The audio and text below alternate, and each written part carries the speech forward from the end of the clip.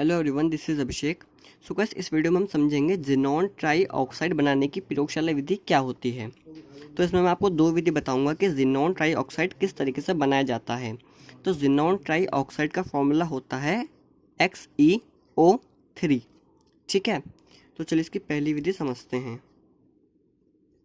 So guys, अगर हम xenon tetrafluoride, क्या बोला मैंने, ज़ीनॉन टेट्रा फ्लोराइड, FLUORID, अगर हम ज़ीनॉन टेट्राफ्लोराइड जिसका फॉर्मूला होता है XeF4 का जल अपघटन कराते हैं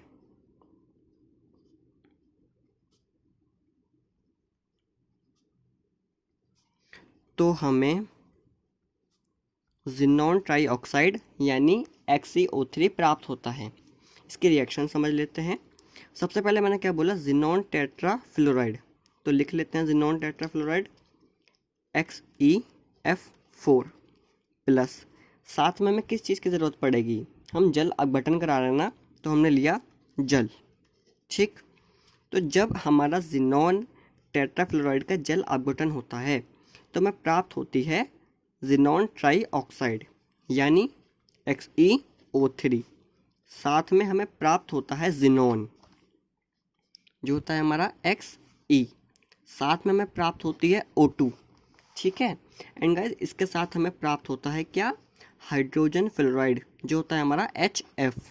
इसको बैलेंस कर लेते हैं। ठीक है, तो 6 XeF4 12 H2O 2 XeO3, यहाँ पर हमारा आ जाएगा 4 ज़ीनॉन, ठीक है, 3 O2 और यहाँ पर आ जाएगा हमारा 24 HF।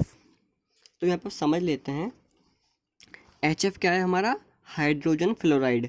मैं यहाँ पर लिख देता हूँ हाइड्रोजन फ्लोराइड। ठीक है, Xe क्या है हमारा, ये हमारा ज़ीनॉन है, और XeO3 क्या है जो हमें चाहिए था, ज़ीनॉन ट्राई ऑक्साइड। तो जब हमने ज़ीनॉन टेट्रा फ्लोराइड का जल अपघटन कराते हैं तो हमें ज़ीनॉन ट्राई ऑक्साइड प्राप्त होता है। तो गाइस एक विधि और है, वो भी इसी के जैसी है। तो जब हम अगर ज़ीनॉन हेक्साफ्लोराइड, क्या बोला मैंने, ज़ीनॉन हेक्साफ्लोराइड जिसका फॉर्मूला होता है हमारा Xe, मैं अलग को लिख देता हूँ XeF6, अगर हम इसका जल अपघटन कराते हैं, का जल अपघटन आप आगे लिख लेना, जब हम ज़ीनॉन हेक्साफ्लोराइड का जल अपघटन कराते हैं तो हमें ज़ीनॉन ट्राई ऑक्साइड प्राप्त होता है। तो लिख लेते हैं, क्या बोला मैंने, ज़ीनॉन हेक्साफ्लोराइड यानी XeF6, साथ में जल अपघटन के लिए जल। ठीक है, जब जल अपघटन हुआ तो हमें क्या प्राप्त होता है, ज़ीनॉन ट्राई ऑक्साइड यानी XeO3। साथ ही साथ हमें प्राप्त होता है हाइड्रोजन फ्लोराइड जो हमें ऊपर वाली रिएक्शन में भी प्राप्त हुआ था यानी HF। इसको बैलेंस कर लेते हैं, 3 H2O CO3 और 6 HF। तो गाइस इस वीडियो में हमने दो विधि पढ़ी कि किस तरीके से हम प्रयोगशाला में ज़ीनॉन ट्राई ऑक्साइड बना सकते हैं। गाइस जो हमारा ज़ीनॉन ट्राई ऑक्साइड होता है ये एक रंगहीन विस्फोटक पदार्थ होता है। यहाँ पे लिख लेता हूँ, यह एक रंगहीन विस्फोटक पदार्थ होता है। ठीक है, एंड गाइस ये जो होता है ये हमारा अवाष्पशील होता है। लिख देता हूँ, जो हमारा ज़ीनॉन होता है, ज़ीनॉन ट्राई ऑक्साइड हमारा अवाष्पशील होता है।